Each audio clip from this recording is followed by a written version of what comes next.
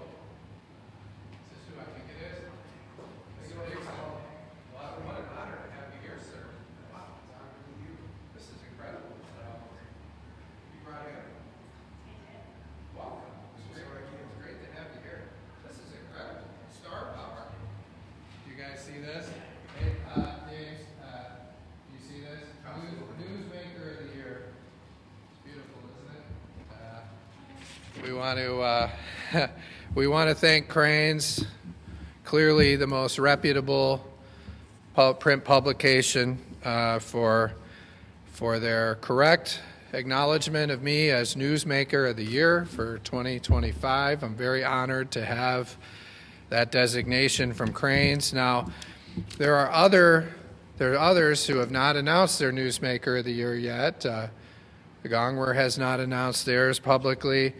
I don't think the Midwesterner has announced theirs. I know there's a lot of people speculating who will be the Midwesterner's 2025 Newsmaker of the Year. We don't know.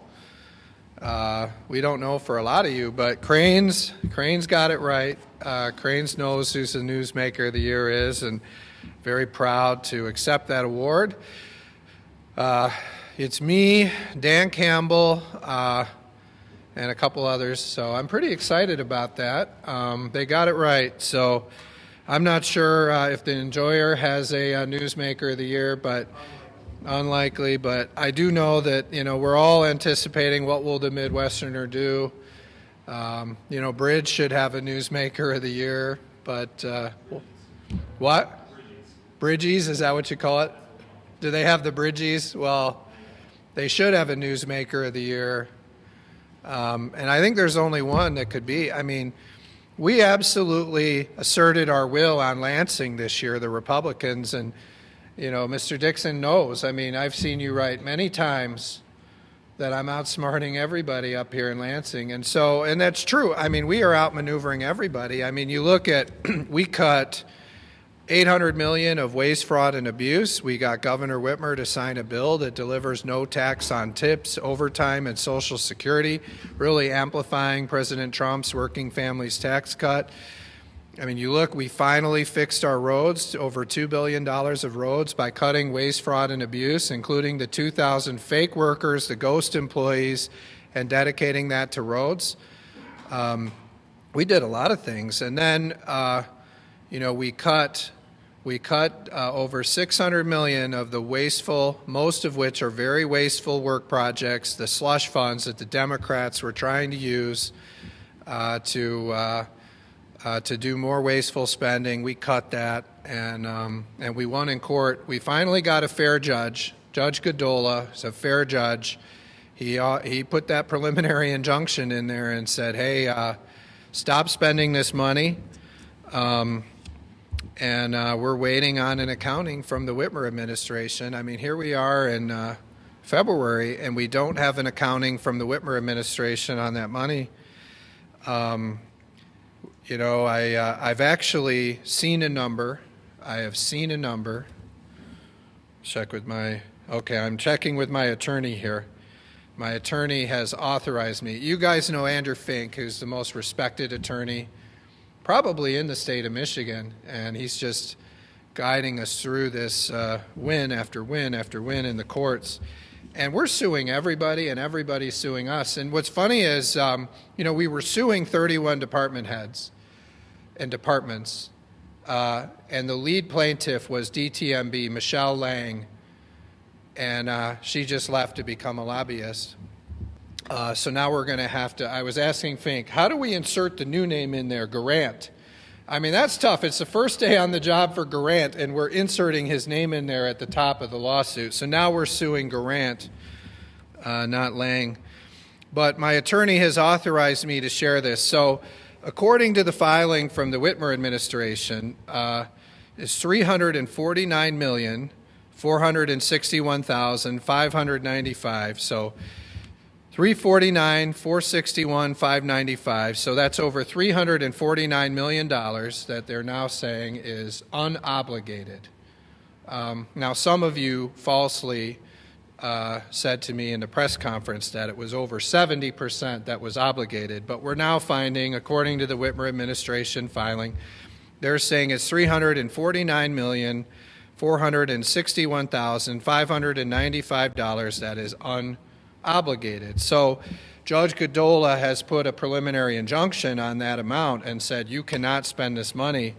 So that ends up being about 50%, I would say, which, is the point I was making in the press conference before.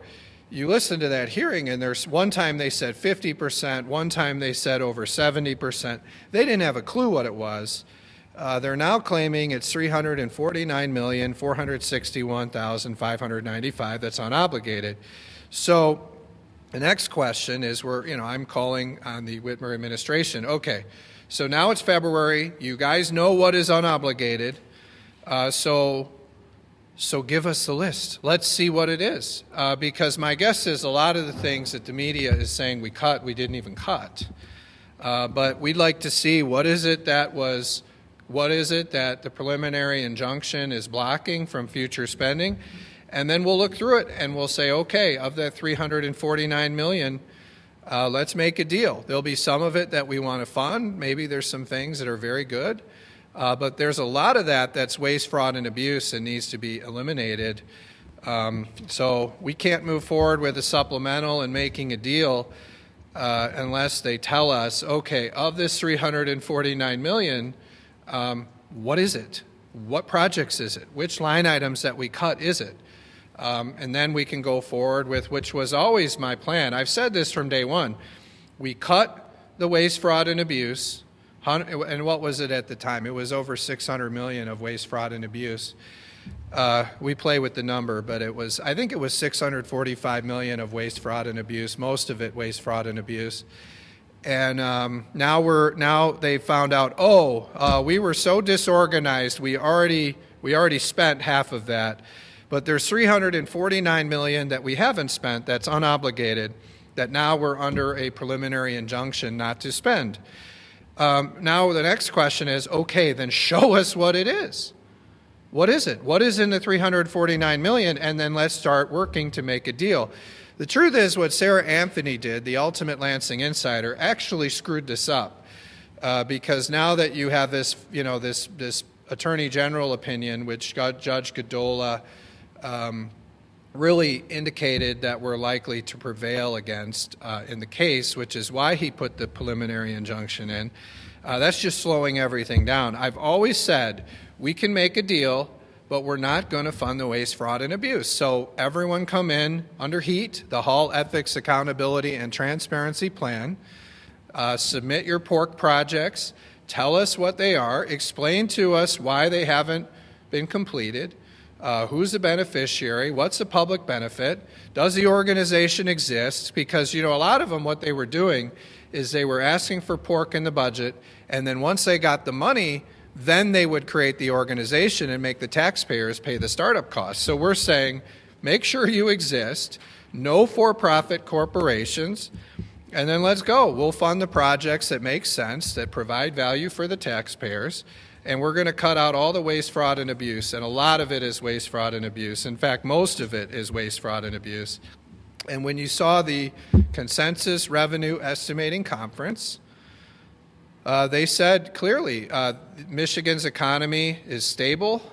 You heard Treasurer Eubanks say that. You heard Jen Flood say that. And we planned for this shortfall.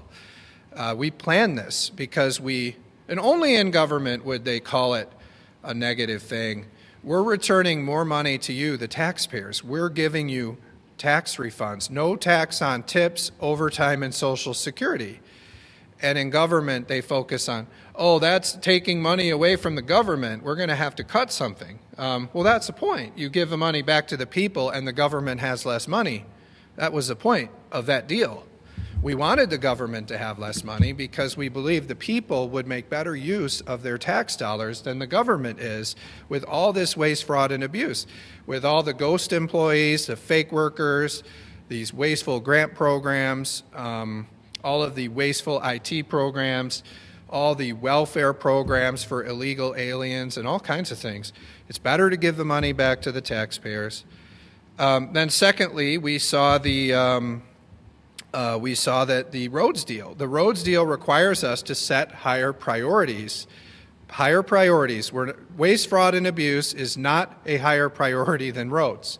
Let's put that money into roads. Let's dedicate it there permanently. We did that with $2 billion a year, and that's causing a revenue shortfall, which we're going to use some of this $349 million to fix. And the Democrats, when we get done, I bet they'll shake my hand and thank me, and they'll say, thank you, we didn't have to make more difficult cuts.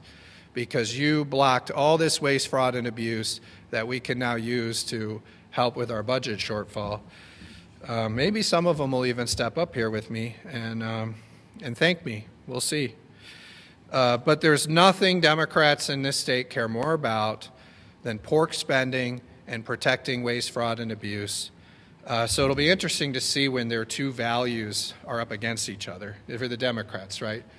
Waste, fraud, and abuse, pork spending, and they go back and forth and debate that. And I personally think they're going to side on the pork spending, and so they're going to be very happy they have money for more pork, and they're going to sacrifice the waste, fraud, and abuse, and they're going to shake my hand and thank me. So we'll see. That'll be fun. I'll be proven right again. Many of you said we'd never get heat done, the whole ethics, accountability, and transparency plan, and we did. And now we're going to use it for all the pork spending.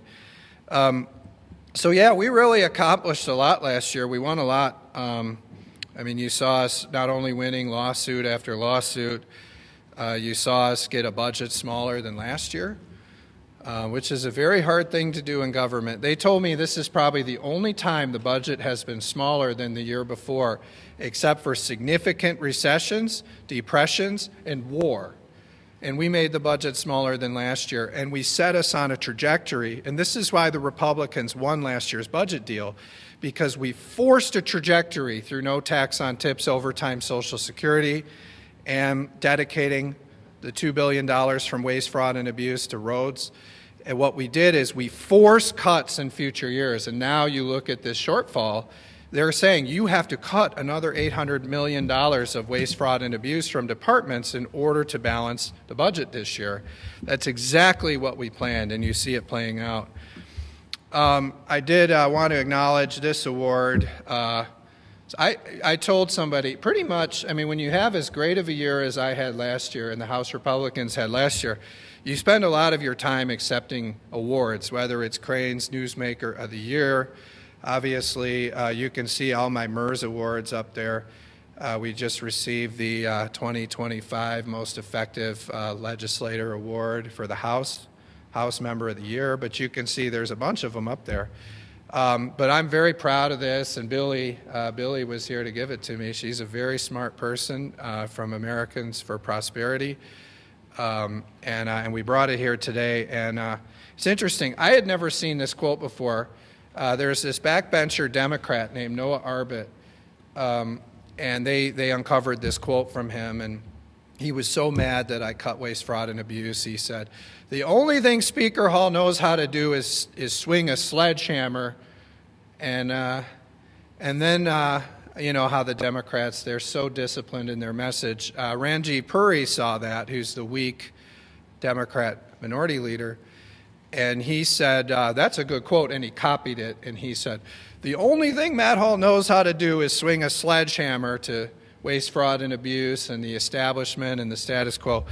And so I thought this was very nice that Americans for Prosperity gave this to me. I'll bring it up.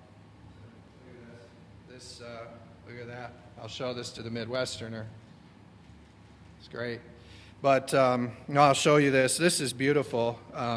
I want the audio to pick it, but this beautiful sledgehammer that AFP has bestowed upon me as their 2025 Legislator of the Year. And what I really appreciate about this is it talks about smashing the status quo and knocking down barriers. And my favorite part of this is 74 in 2025. Something that AFP really respects is that 74, I'll show the media this, in 2025. And that stands for the 74 public acts that we passed in 2025, something that the average person appreciates. They say, why is it that in Michigan, the politicians, they pass 300, 400, 500 laws a year, every year, and no one ever checks to see if any of these laws are working? Well, we said, look, this year, 2025 is going to be about oversight, and it's going to be about fiscal responsibility, and it's going to be about setting us up on a trajectory to make a more efficient and effective government. And so we focused on oversight, and we said, Are these departments following laws? Are these laws working? And we found in many cases, no, they're not. And then we looked at the budget, and we actually went line by line, something they've never done before. And we found over $5 billion of waste, fraud, and abuse, including the 5,000 ghost workers. These are fake jobs, and they're costing you hundreds of millions of dollars of the taxpayers. And we said, you know what? We only need 74 laws this year. We made them count, though. I mean, I went through a bunch of them. We made them count, whether it was no tax on tips, overtime Social Security, whether it was saving Medicaid. I mean, I remember the Democrats, and they're doing it again, by the way. They cry and cry and cry about Medicaid. Well, I got to work. I said, look, I'm going to study the One Big Beautiful Bill. I'm going to learn everything about it that I can because I'm going to figure out how to preserve Medicaid funding. And Greg Van Workum worked with me on that. Well, what we did is we figured out all we had to do was make some very minor changes to Michigan's Medicaid law, and we could protect all of the Medicaid funding for Michigan. We did that. We had a beautiful bill signing. Look at this. We had a beautiful bill signing. There's a lot of people wanting to take pictures of this. It's beautiful, isn't it? We had that bill signing with Gretchen Whitmer, Greg Van Workum, and myself, where we all celebrated. We saved the Medicaid funding. It was very easy. Now, where are the Democrats? I saw a story in the Free Press, which is one of the probably the second most reputable print publication after Crane's. And we saw the Free Press, and they said in their publication, they had a story from Jen Flood where Jen Flood is talking about, here they are again, right? Oh my goodness, Medicaid, right? Our whole budget presentation is Medicaid. Well, what they're talking about is work requirements, okay? The Democrats hate work requirements. They don't want you to have to work, get an education, volunteer your time in order to get welfare. And so what the Democrats call jeopardizing Medicaid and taking away Medicaid is saying, okay, we don't want illegal aliens to have Medicaid. We don't want non-working people, able-bodied adults, 40-year-old men living in their parents' basements collecting Medicaid for years and years and years. You've got to work. You've got to seek education. You have to volunteer your time if you're an able-bodied adult and you're seeking Medicaid. That's what we're talking about, okay? But for last year, we got all of Michigan's Medicaid money by making very minor changes along with Greg Van Workum. It was fantastic. So we made it all count in 2025, and I'm very proud of this award. So thank you to the highly respected Americans for Prosperity for giving me this sledgehammer. I'm very proud of it. We're taking this to the status quo and the establishment and the lobbyists, so I'm very grateful for the recognition as AFP's Legislator of the Year. So thank you for that. I'm going to put this back in this beautiful display case. Just beautiful. You know, we'll have this up here so the school groups can see it along with all these other awards. You know, the Michigan Restaurant and Lodging Association Legislator of the Year, Small Business Association of Michigan Legislator of the Year, and all the others. We'll have it up there. So very proud of that. I will say, as we're moving ahead here, you know, we're very excited. We're working on affordability.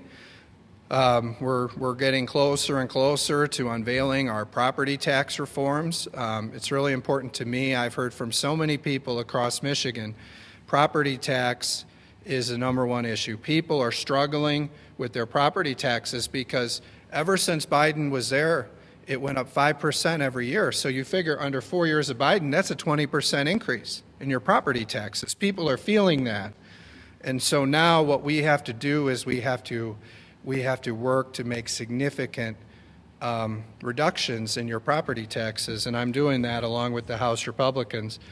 Now, while the Democrats are complaining about Medicaid, even though we saved Medicaid last year, we got all the funding to Medicaid, and they don't like the work requirements, there is a problem with health care affordability. And you see that with a lot of the small businesses telling us, hey, you know, our premiums are going up 15, 20%. You hear from a lot of people struggling to afford their health care costs and premiums. So we're working very hard on healthcare affordability, and we're looking at how we can reduce the cost of healthcare. You see all these very large hospital systems, and it was supposed to reduce the costs, but we said we're looking at the studies. It's not reducing the costs, it's increasing the costs. The more the hospitals are merging and becoming bigger and bigger, they're getting rid of competition, and the costs are going up. So we really need to look carefully at their books, and we need to understand through a new commission how are they spending their money. I mean, what is it? 50% of the state budget goes to DHHS. So you figure we're pumping let's say $40 billion into health and human services in this state, and then the hospitals are constantly telling us that they're going to close because they're in poverty. So we need to say, okay, how are they spending all this money we're giving them, and how can we assess? Because we want our hospitals to be viable, we want our rural hospitals to be open. It was very interesting to me. I looked at the governor's rural health care application, and we were in the bottom 10 in the country in terms of our rural health care funding. President Trump and Congress wanted to give us up to $250 million in rural health care funding, and I gave authorization in the budget for that. But instead, we got something like $173 million, and we're in the bottom 10 in the country. And a lot of that is because of the unwillingness of the Whitmer administration to adopt a lot of these MAHA policies, like the, presidential fitness test. We adopt that, we get more rural health care money. Well, that makes sense. They want people to be healthier. They want oversight in the spending. They want sustainability in the spending. And we all saw how they tried to say that Detroit is rural health care. Well, that was a joke. No one believed that. And so, tens of millions of dollars of rural health care funding for our hospitals was lost because the Whitmer administration really messed up this application. So my goal for the coming year is to work with the Whitmer administration to fix that rural health care application so we can actually get all of the rural health care funding that the President and the Congress intended. And I'm hopeful we can do that. And that's going to be quite a task. So you see some of those hearings going on so that we can understand why did the Whitmer administration screw up this application, what did they get wrong, and we're going to work on a solution to really push to get as much of that rural health care funding as we can because our hospitals need it. But we still need to know what there's in their books, we need to understand their financials, and we need to ensure that they're not gouging people and that ultimately they're providing lower cost health care services, and also they're very viable. I give President Trump a lot of credit for the work he's doing at the federal level. You see Trump RX, which is bringing down drug costs. You see the work that he's doing with most favored nation status, which is forcing these drug companies to give Americans the lowest costs. I just saw something recently about some of the major drug companies announcing that they're lowering their prices in the United States just this week. And then also, you see under the Great American Health Care Plan that President Trump has launched, the work they're doing to kind of address these PBMs and these middlemen that are driving up a lot of the margins in the healthcare industry. So we applaud those efforts by President Trump. And then what we can do at the state level is we can really address the other part of what's adding so much cost to healthcare, which are these hospital systems. I mean, a lot of these CEOs are making 7 figures. They're some of the wealthiest people, and these hospital CEOs. And these costs keep going up. It's not good. So we got to get this under control this year. We have to do it. We're looking forward to making major strides on literacy in the schools. You see that a lot of the things going on with this state Board of Education, they're under this new superintendent. They're starting to say some things that make more sense. I thought they put some constructive ideas forward on how we can make our phonics law happen faster and how we can implement it better. We need to get the phonics immediately into the schools, and we need to make sure our teachers are ready to teach it. So I thought there were a lot of constructive ideas offered there that we also intend to move forward on. And so I've got a lot more, but I'll stop there. Let you guys, if anyone has any questions. Go ahead, Travers. Thank you. The Midwesterner on Tuesday reported that Johnson Benson's husband is on the board of advisors for RX Kids. Yeah. Will be deciding where the program will be expanding.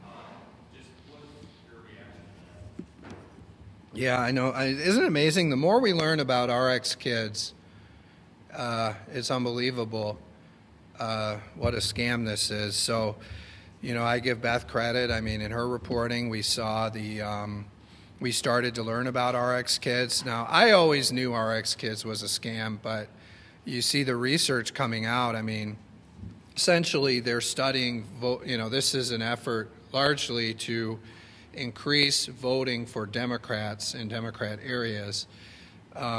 But also what they're doing is they're giving a lot of money to illegal aliens, and you see that. I mean, essentially, they've created, we have a lot of cash welfare systems in our state that have been around for a long time, that have limitations on them to protect taxpayers. Those are in shortfall right now. And so what I'm trying to do is I'm trying to take some of that money from RX Kids that they're not spending and give it to the other cash welfare programs that have been around for a long time so that people have the funding for these programs that they've relied on for years and years and years.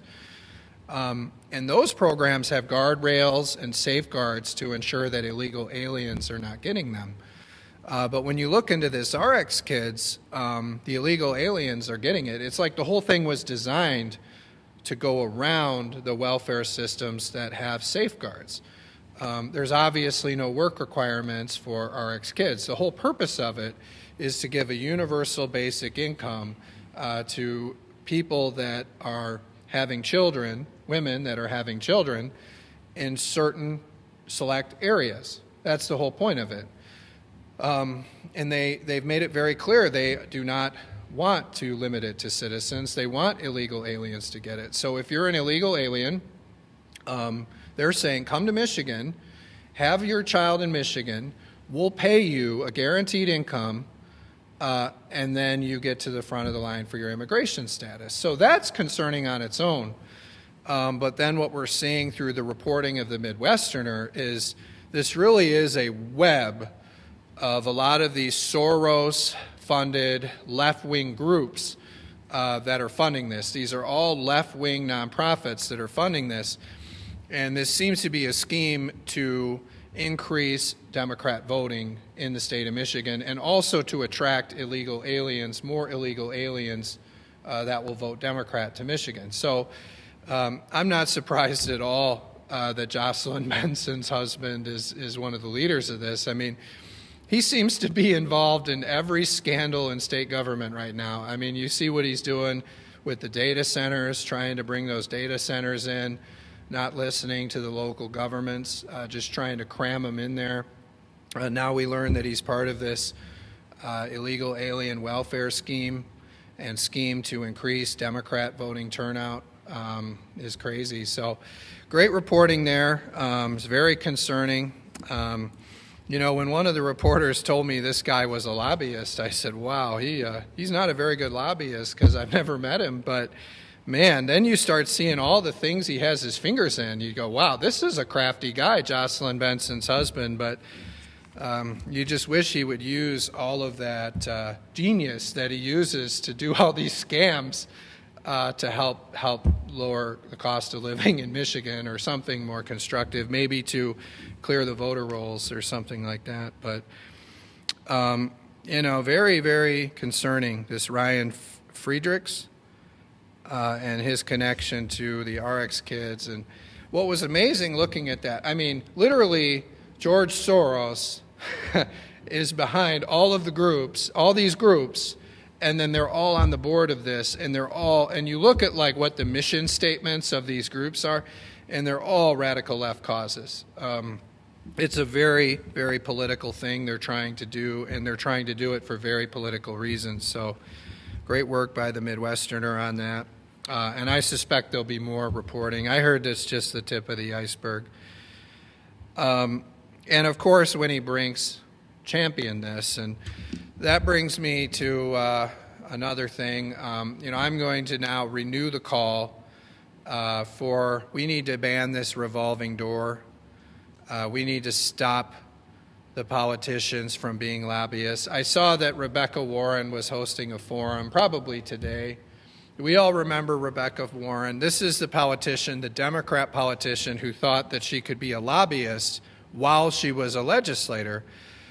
Because of Rebecca Warren and other Democrats, we're going to have to ban that. You should not be a lobbyist while you're an elected official.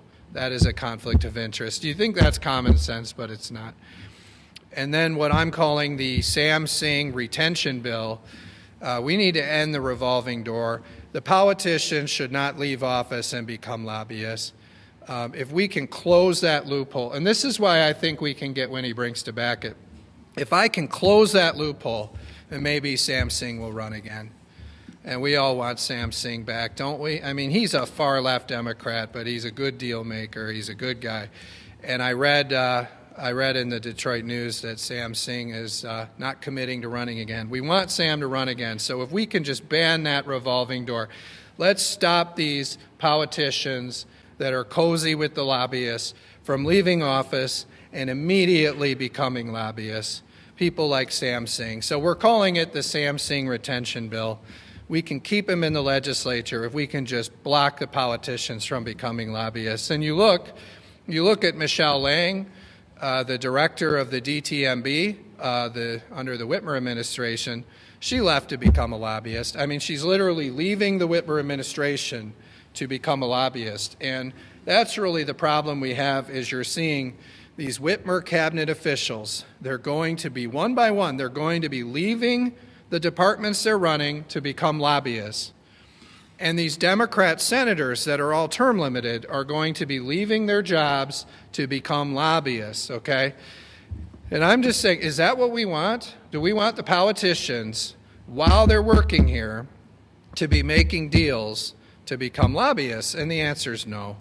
We need to end that revolving door. You should not be able to become a lobbyist right after you're a politician, whether you're a department head or whether you're a prominent state senator like Sam Singh. And we're all hoping that Sam runs again. He didn't give an answer.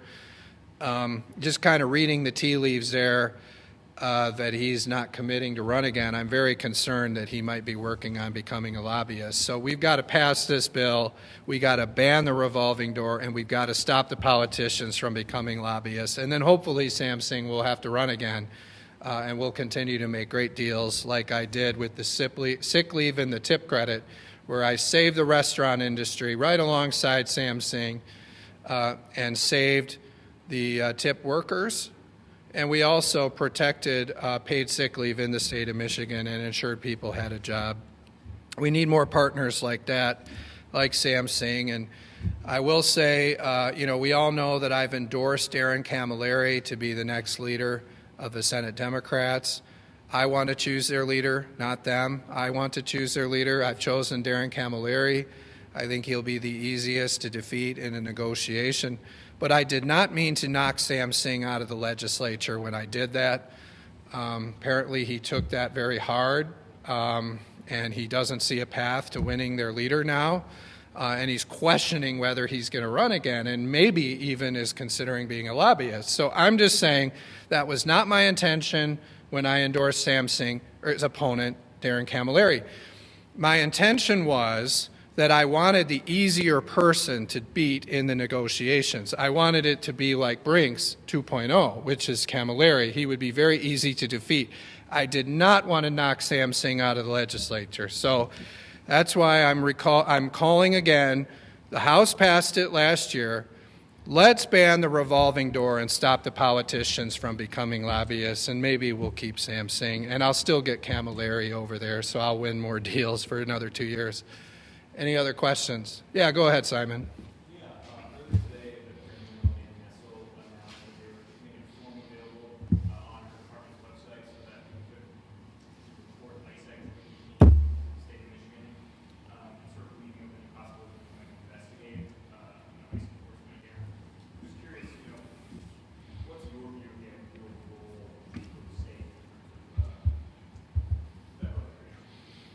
Yeah, well, this is a federal matter and really should be within the purview of the U.S. Department of Justice and the Trump administration.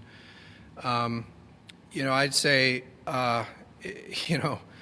it's very difficult, whether it's regular law enforcement or to be an ICE officer today. I mean, you have all of these radical left agitators, many of which seem to be organized probably by the same groups that are behind RX Kids, these left-wing Soros groups. And I mean, you go and you see these very organized tactical protests where, everyone has these very expensive gas masks. They seem to have very sophisticated communication systems to really gather intelligence about what these ICE officers are doing. So I'm just saying it's a very concerning environment where what you're trying to do is what the American people elected President Trump to do, which was to enforce our immigration laws, to find these criminal illegal aliens, and to enforce our immigration laws and to deport a lot of these people. Now you're having these Democrat politicians that are encouraging some of these efforts to really endanger the lives of these ICE officers. I mean, I've seen, people showing up and figuring out what hotels the ICE officers are staying at, stalking them, following them around, following them in their cars.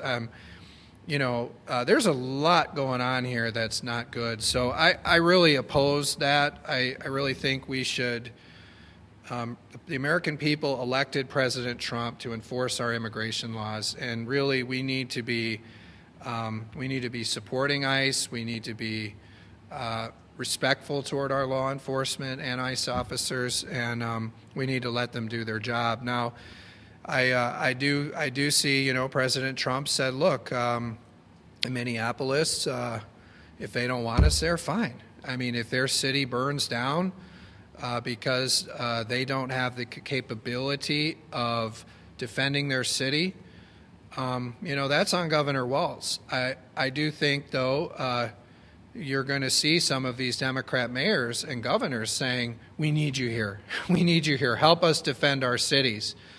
But I think he made the right call when he said, look, we're not going to force this on your city, but you're going to, I think in many cases you're going to see these Democrat governors calling and saying, hey, we need help because we can't deal with some of these problems. So, Dana Nessel, I oppose what she's doing. I mean, it seems like we have a lot of ICE operations going on in Michigan right now. They're carrying out those efforts very well. You do not see the type of controversy in Michigan that you saw in Minnesota. And I would credit the Governor Whitmer, a little for that. I mean, it seemed to me like Governor Walz was being very antagonistic in Minnesota. You kind of contrast that a little with Governor Whitmer, who really has worked to build a good relationship with myself and President Trump. And you don't see her engaging in the same kind of antagonistic behavior that you saw the Minnesota governor. And I think that's why this wasn't happening anywhere other than Minnesota. I mean, you look at this problem they have with all of this fraud in the in the child care systems. And I think there's some credibility to the fact that Walz probably spiked this thing up to change the subject away from all the fraud that they found in Minnesota. I mean, there's a lot of fraud in Michigan, but there is enormous fraud in Minnesota under Governor Walz's watch. So as we're looking at Michigan, I don't think we should be taking efforts to obstruct ICE. I don't think we should be encouraging people to harass ICE and create instigations with ICE. We should support ICE, and we should be collaborative. And I think that's why that good relationship here, you're not seeing these problems. I mean, you saw this with Detroit. I mean, right now Detroit has been cooperating with ICE. and you're seeing everything's working very smooth in Michigan in immigration enforcement. So it's unfortunate Nestle's doing that, but I mean, she's inserted herself in every single left-wing issue she can. On the opposite side of that, do you think the state should be doing more, so like the state police to coordinate and assist federal immigration enforcement? Well, I think we should be. I mean, you know, I'm not going to support these efforts. I don't know if the Democrats actually will pass them or not, but you know, we're not going to support efforts to create sanctuary zones in Michigan. I'm opposed to that. I will be blocking that legislation. It'll never happen as long as I'm Speaker. We need to partner with our immigration enforcement. We need to ensure that they have the access and the tools they need and the support they need to deport people that are here illegally, to arrest a lot of these criminal aliens. I mean, you look at this, a lot of these criminal aliens are guilty of very bad things, murders, sexual assaults, all kinds of things. And, then they go and hide in some court to not get arrested by ICE. That's going to make things more dangerous. So I think we need to not have sanctuary jurisdictions. We should not be having sanctuary zones, and we need to support ICE and partner with ICE. Yeah, Beth.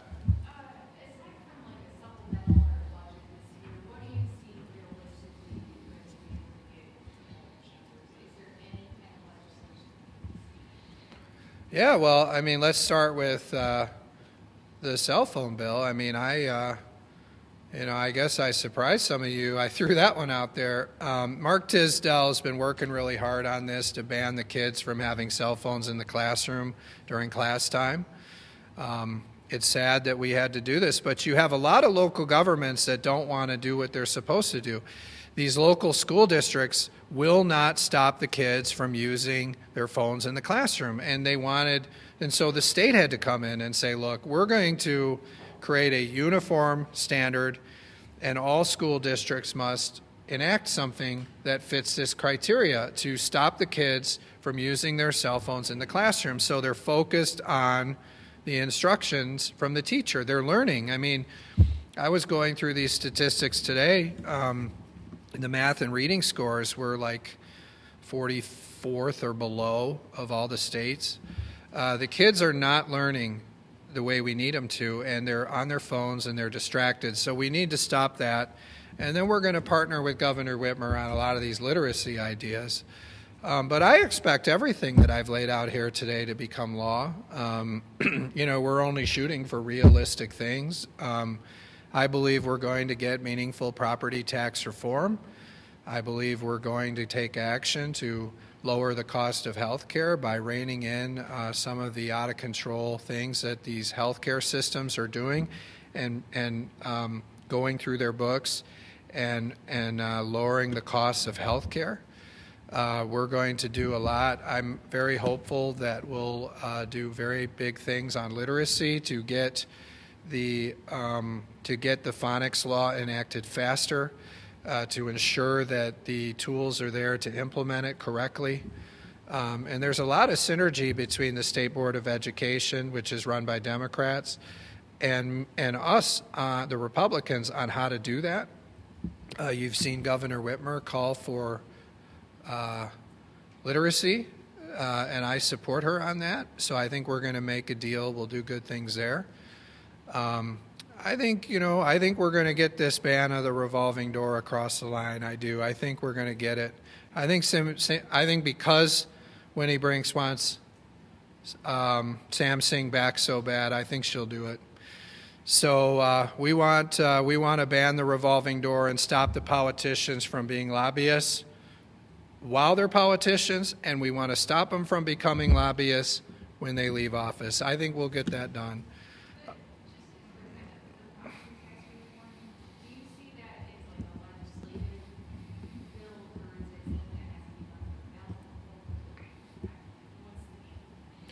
So we're looking at both options. I've kicked around the idea of having two competing ballot proposals, much like what they did, Proposal A back in the 90s. I've also kicked around the idea of doing it legislatively.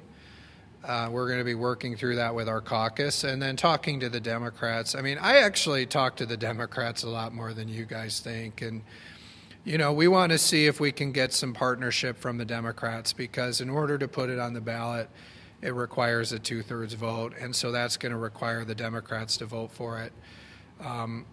And so we'll see if we can get there. But we're going to do something bold on property tax reform, and we're going to lower people's property taxes. And I'm confident we'll get that done this year through and signed by the governor. Yeah, Travers. We just passed another campaign filing deadline, and there's complaints about the website. Has Jocelyn Benson yet complied with the budget requirement that she transferred the ID control to DMV? And what is going to be done about that change? That's a great question.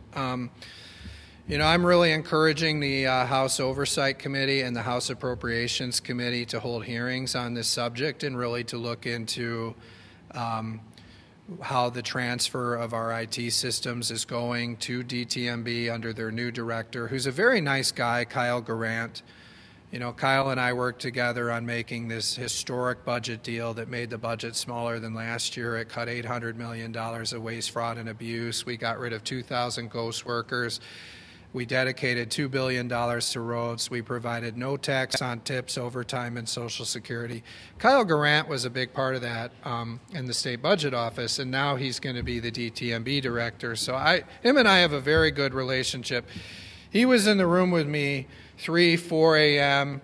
when I was making this budget deal.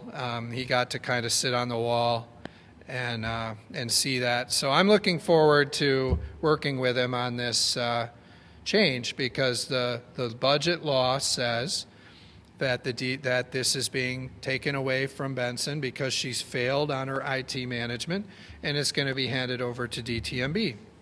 And so we need to get updates on that. And so, you know, in my inquiries, I'm getting information that this transfer is underway and is occurring.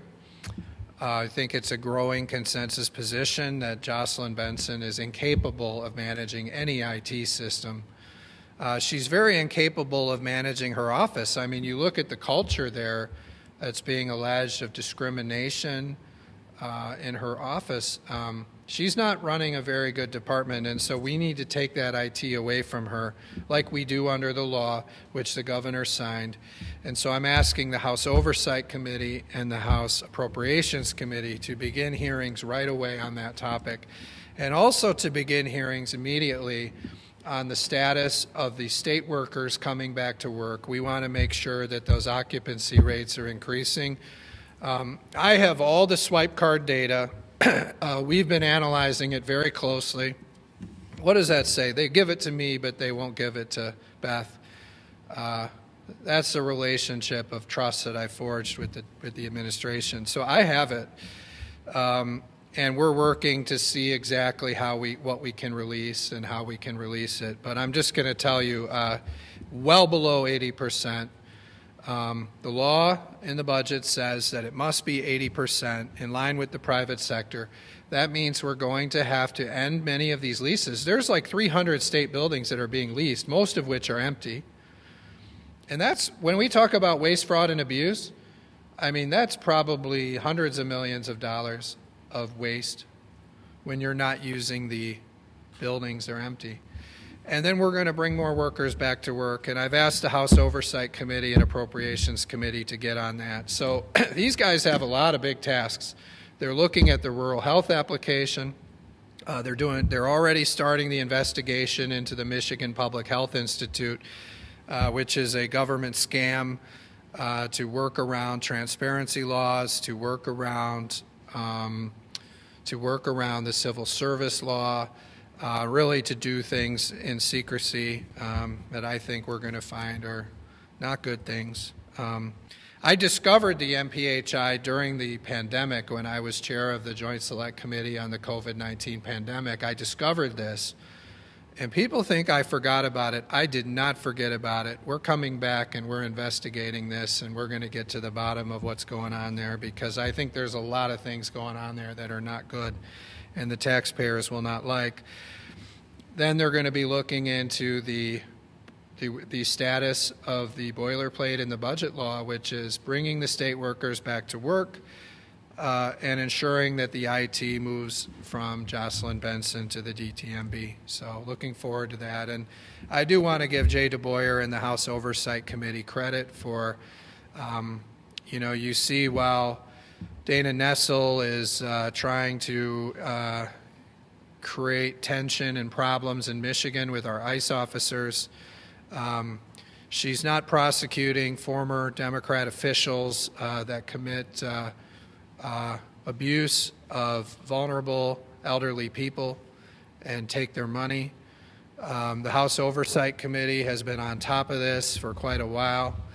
You saw the hearings, and then I want to thank the Kent County prosecutor, Chris Becker, for doing the right thing and prosecuting this former Democrat official that appears to have really taken advantage of a vulnerable elderly person. So great job there. Our Attorney General wouldn't do it, but thank God that there's an honest prosecutor out there in Chris Becker in Kent County who's doing his job and is hopefully going to get justice on that very serious issue. Did you have something, Colin? Yeah. Oh, yeah. Yeah.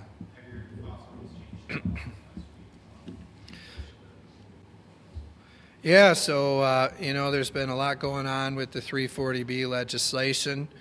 I've expressed that I have some concerns. I was looking at this study that was done. I'm always looking at studies. You probably wonder, did you see, by the way, I out-fundraised everybody? Everybody. I beat the Senate Democrats, the Senate Republicans, the House Democrats. When you guys total up all the PAC money, I beat everybody too. And I did that while smashing the status quo here in Lansing, by the way. But I'll just say we raised more money than anyone. And I saw this quote from Ranjit Puri, and this is just pathetic. Well, we almost beat him. Almost beat him? That doesn't count for anything in politics. Almost beat him. That's a joke. I almost beat him. Well, no, you didn't. I think it was like 16%. That's not almost beat him. You win by 16%. That's a landslide.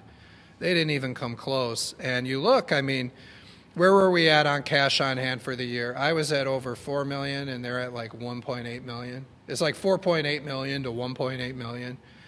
And what was it last cycle? It was like neck and neck. We were like tied at. So their fundraising is dropping like crazy. And you look at these people like Reggie Miller, Denise Menser, Mai Zong, is a very extreme person. Their fundraising is cratering. They're probably down 400% in their fundraising. Like, they had like $200,000 at this time last year, cash on hand. Now they've got like 20,000. It's crazy. The cratering of the fundraising. And there are a lot of Democrats, by the way, and I've been hearing them saying, we made a mistake. We should have kept Joe Tate as their leader. And I agree with them, because at least Joe Tate could fundraise, something that Ranjit Puri can't do. You never heard Joe Tate say, when I beat him in a quarter when we were in minority, something Puri can't do to me. You never heard Joe Tate say, I almost beat him. No. You know what Joe Tate did? He went to work and he raised more money. And people can say a lot about Joe Tate's inept leadership, but the Democrat Party is going to miss his fundraising ability. He was a great fundraiser. And that's why many of them are starting to say, we should go back to Tate. We made a mistake with Puri. And I happen to agree with them. I probably would have kept Tate too, honestly. Maybe they'll go back to him after they lose in the election. They'll go back to Tate, and we'll have Tate and Camilleri on the Democrat side, and that would be a lot of fun. I would endorse that. And that's another one. We want Joe Tate to run again. He's a great guy. We want him to run again. The House Democrats need leaders, and the only leader they have really is Joe Tate. So hopefully he'll come back. He's a great guy. On the 340B legislation, you look at what they're doing. they're looking at the legislation, but I'll just say, I mean, you look at it, so my point is, how do I have time to read all these studies when I'm out fundraising everybody? It's amazing, but I do have the time. I'm running the organization, I'm out fundraising everybody, and I have time to read the studies. And what the studies are saying is that the ones that get the 340B have the highest profit margins of any hospital. And our goal is not to pad the profit margins of the hospitals. Our goal is to lower the cost of health care for the people. Right? I mean, someone was telling me 25% of all debt is medical debt.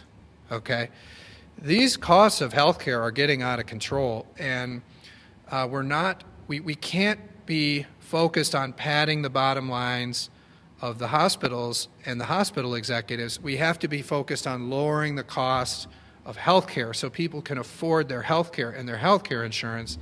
And a big part of the problem are all these costs that the hospitals are tacking on. That's why we need an oversight board that is focused on bringing down the costs of healthcare services. And so that's what I'm looking at, and I've not seen any studies yet that indicate that 340B would help in that way. So right now, I'm opposed to what they're doing on that. Thanks for that prompt, Colin. Yeah, go ahead. Oh, no, hold on. Mr. Dixon. You mentioned voter rolls. Michigan continues to be a member of ERIC. We have voter rolls despite that membership. It's fair to look at it and just say on its face it's not working. Yeah. Is that something Michigan can continue on? I tease Eric Nesbitt about that, but he says Eric is with an E, right? It's not with an A. So Eric Nesbitt's with an A. So I said this Eric, but it's an E. It's Eric with an E.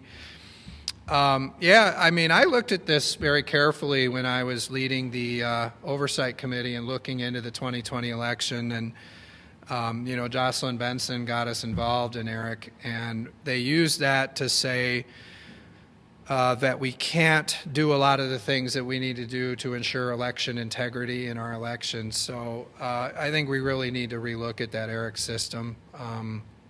And whether that's a good thing for the state to be involved in it, I don't think it is. We want to ensure that our voter rolls are secure. I think that the state of Michigan should comply with some of the requests coming from the Trump administration to share that information with the federal government so we can clean the voter rolls. I'm very encouraged by some of the reports we're seeing that this new ballot initiative is nearing the signatures to make the ballot, to ensure that we have clean voter rolls, to ensure that that we have voter ID laws and that people are citizens who vote.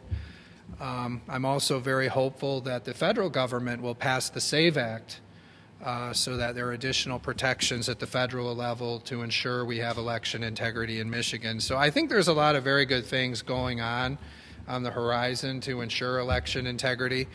I'm also very supportive of Rochelle Smith's efforts to ban the foreign money in elections.